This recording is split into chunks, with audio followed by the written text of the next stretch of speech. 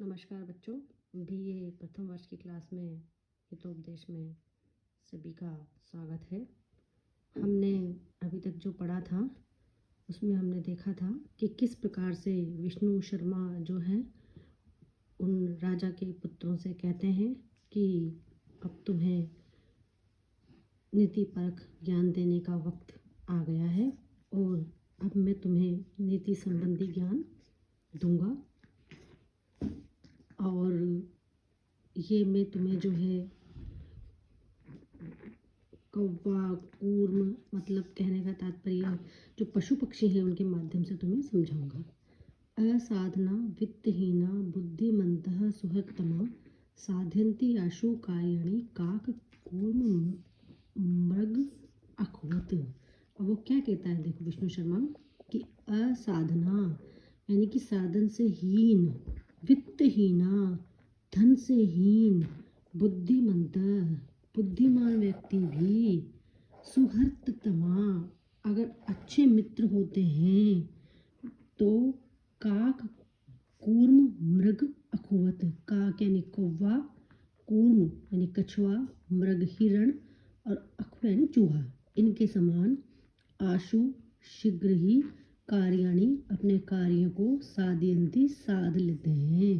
कहने का तात्पर्य यहाँ पर उनका ये है कि व्यक्ति को बुद्धिमान होना आवश्यक है कि अगर वो बुद्धिमान है तो वो निर्धन होने पर या फिर किसी भी प्रकार से संपन्न न होने पर भी अपना कार्य पूरा कर लेते हैं। जैसे कि कौवे ने और कछुए ने और हिरण ने और इन्होंने किया।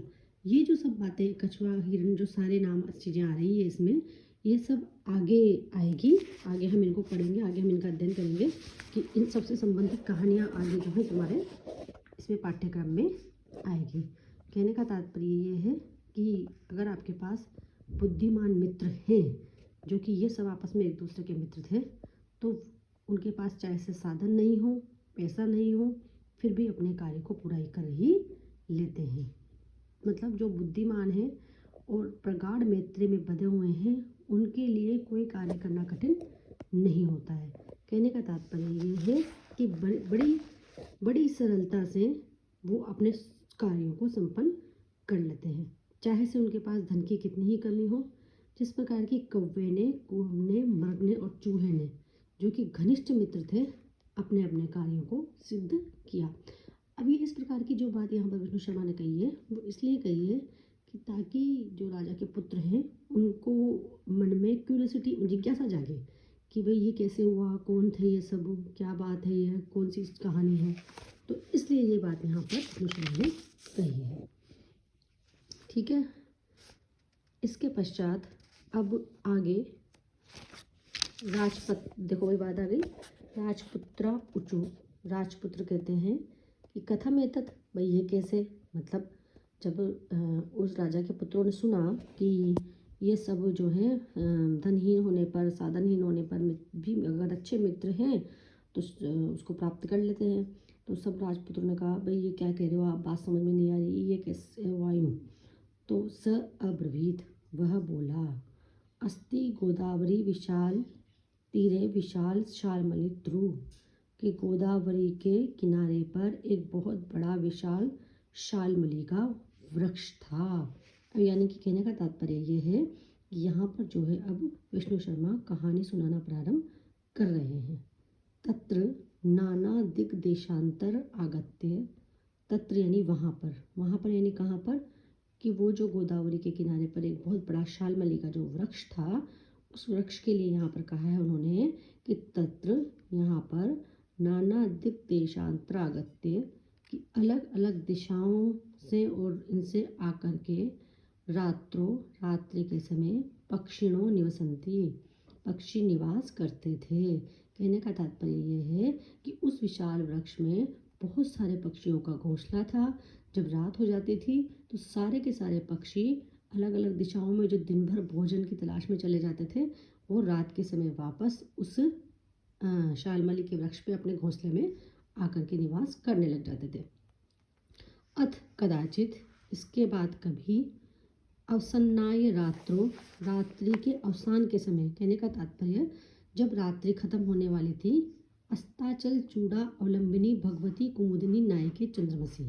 ध्यान देना बच्चों, क्या कहना चाह रहे हैं ये कि भगवती कुमुदिनी नायके, कि भगवान कुमुदिनी के जो नायक हैं कौन, चंद्रमा। ये इसलिए कहा गया है क्योंकि जो चंद्रमा है वो कुमुदिनी को देख करके, कुमुदिनी जो है वो चंद्रमा को देख करके खिल जाती है, तो इसीलिए जो है चंद्रमा को कुमुदिनी का नायक माना गया है। तो कि जब वो जो कुमुदिनी के नायक जो चंद्रमा थे, वो जब अस्ताचल चूड़ा अवलंबिनी, कहने का तात्पर्य वो जब अस्ताचल के शिखर का अवलंबन ले लेते हैं, यानी कि जब चांद डूबने वाला होता है, यानी कि अवसन्नाय रात्र, यानी कि क्या खत्म हो गई थी, जैसे जैसे रात्रि खत्म होती है और एकदम से सुबह होती है, उस समय का वर्णन है यहाँ पर। लघु पत्नक नामा वायस, लघु पत्नक नाम का एक कौवा जो था वो प्रबुद्ध यानी बुद्धिमान, वो बुद्धिमान कौवा था एक। उस कौवे का नाम क्या था, या नाम याद रखना बच्चों, लघु पत्नक। लघु पत्नक नाम का एक बुद्धिमान कौवा था। उसने कृतांतम इव, कृत अंत इति कृतांत, यानी कि जो अंत कर दे। किसके लिए ये बात है यहाँ पर, यमराज को कृतांत कहा जाता है क्योंकि यमराज सभी का अंत करते हैं। तो कृतांतम एव, यमराज के समान, द्वितीयम आयंतम पाश हस्त, द्वितीयम दूसरे, आयंत आते हुए। ध्यान देना कि एक तो जैसे यमराज होता है, एक उसी यमराज के समान कोई दूसरा यमराज जैसे आ गया हो। पाश हस्त, हाथ में पाश लेकर के, पाश से यहाँ पे तात्पर्य है कि हाथ में जो है वो किसी भी प्रकार से शिकार करने के जो साधन होते हैं, रस्सी वगैरह जो भी साधन है, वो सब पाश हस्त, वो सब लेकर, पाश हाथ में लेकर के, व्याधम कोई शिकारी, अपश्यत देखा, कि जब रात खत्म होने वाली थी, सुबह होने वाली थी, तो लघु पत्नक नाम के कौवे ने एक शिकारी को देखा, और वो शिकारी क्या था, हाथ में पाश को लिए हुए था, और वो किसके समान लग रहा था उसको, कौवे को, वो कृतांतम, यानी कि वो यमराज के समान उसे लग रहा था।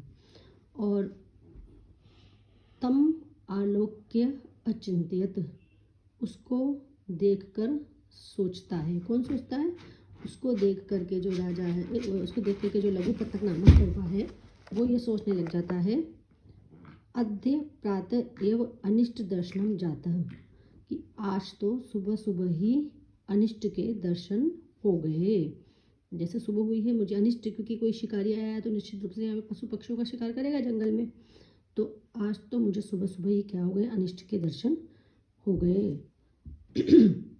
न जाने किम अन अभिमत दृश्यति, कि न जाने क्या, देखो न जाने शब्द हम हिंदी में भी प्रयोग करते हैं बच्चों, उसी प्रकार से न जाने शब्द का प्रयोग संस्कृत में भी किया जाता है, कि न जाने किम, यानी कि न जाने क्या, अन अभिमत बिना इच्छा वाला, दर्शिष्यति दिखाई देगा, यानी कि अब पता नहीं क्या होगा। अनभिमत का मतलब है कि जो चीज़ हम मैं नहीं चाहता कि किसी का शिकार हो, किसी पशु पक्षी का शिकार हो, लेकिन ये आ गया है यहाँ पे ये व्याध, तो अब शिकार हो सकता है। तो अब आगे पता नहीं आज के दिन कौन सी ऐसी चीज़ जो कि अनभिमत है, इच्छित नहीं है, वो हमको दिखेगी। इति उक्त्वा तद अनुसारण कर्मेण व्याकुलश्चलित, ऐसा कहकर तद अनुसरण कर्मेण, उसका अनुसरण करता हुआ, व्याकुल होकर चलने लगा। ध्यान देना बच्चों, यहाँ पर एक ये तुम्हारे पूछ भी लिया जाता है, ये वाला जो गद्यांश है अच्छा है। इसमें ये बताया गया है गद्यांश में कि गोदावरी के किनारे पर विष्णु शर्मा कहानी सुनाते हैं, एक वृक्ष था शालमली का, ठीक, और उसमें बहुत सारे देशों से आए हुए जो है, देशों से मतलब ये है कि दिन में जो अलग अलग जगहों पर अपने भोजन की तलाश में चले जाते हैं, रात के समय में सारे पशु पक्षी उसमें आ जाते थे और उस वृक्ष पर रहते थे। ठीक, उसी वृक्ष के पास एक बार क्या हुआ, जैसे ही सुबह हो रही थी तो एक कौवा था लघु पत्तक नाम का, उस कौवे ने एक शिकारी को देखा, और वो जो शिकारी था वो उसको कृतांत के समान दिखा। कृतांत का मतलब है यमराज के समान, क्योंकि यमराज भी अंत करते हैं और शिकारी भी पाश वगैरह लेके आया है हाथ में, तो निश्चित रूप से किसी न किसी का शिकार करेगा वो। तो वो भी अंत करेगा, इसीलिए वो भी यमराज के समान, दूसरे यमराज के समान उसको देखा। तो उसने सोचा कव्य ने कि बहुत बुरा दिखा आज, तो पता नहीं अब क्या होगा। ऐसा वो सोचने लगा और ऐसा सोच करके जो है वो व्याकुल होकर उसके पीछे पीछे उसका अनुसरण करने लगा कि देखता हूँ अब ये क्या करता है।